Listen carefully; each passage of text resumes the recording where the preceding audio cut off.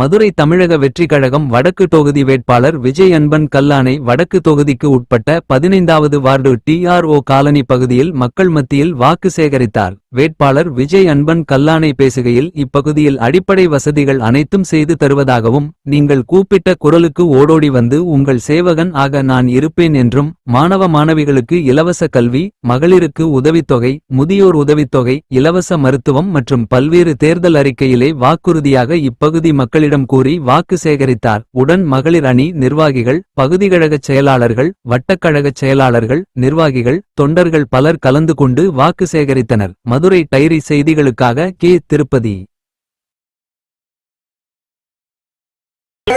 ஒரு மாநகராட்சி கலைக்கப்பட்டது என்றால் அது மதுரை மாநகராட்சி தான். 200 கோடி ஊழல் பண்ணி அனைத்து மண்டல தலைவர்களும், அதுவும் திமுகவை சார்ந்த அனைத்து மண்டல தலைவர்களும் ராஜினாமா செய்தாங்க. அதை விட உச்சபட்சமா மேயர் ராஜினாமா செஞ்சாங்க. கடந்த 6 மாதங்களாக நமது மதுரை மாநகராட்சிக்கு இதுவரை மேயர் நியமிக்கப்படவில்லை, மண்டல தலைவர்கள் நியமிக்கப்படவில்லை. நம்ம வாக்களிச்சது நம்மளை பார்த்துக்கவங்கன்றதுக்காக தான்.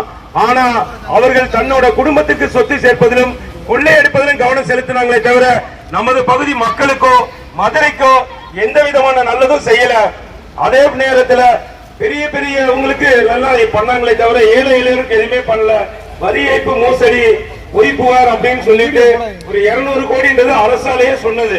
ஆனால் 1000க்கும் மேற்பட்ட கோடிகள் இந்த மதுரை மாநகராட்சியில இது வரி ஏய்ப்பு செய்யப்பட்டதுன்னா, ஊழல் நடந்திருக்குன்னா எப்படி நம்ம மதுரையில் உள்ள மக்களுக்கு அடிப்படை தேவைகளை செய்து கொடுக்க முடியும்?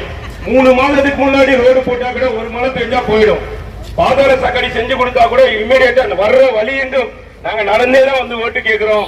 உங்க வீட்டு பிள்ளைய வந்து ஓட்டு கேட்கிறோம். வீட்டுக்கு உங்களை வந்து சந்திச்சு ஓட்டு கேட்கணும்னு நினைக்கிறோம். ஏன்னா மக்களின் வழி தெரிந்த ஒரு தலைவன், மக்களுக்காக வந்த ஒரு தலைவன் அண்ணன் விஜயோட தம்பிகளை உங்ககிட்ட வந்து ஓட்டு கேட்கிறோம். ஆனால் இங்கே பணத்தை வச்சு ஓட்டு வாங்கிடலாம், மக்களை ஏமாத்திடலாம். 5 வருடங்கள் எதுவுமே பண்ணலைன்னாலும் பரவாயில்ல.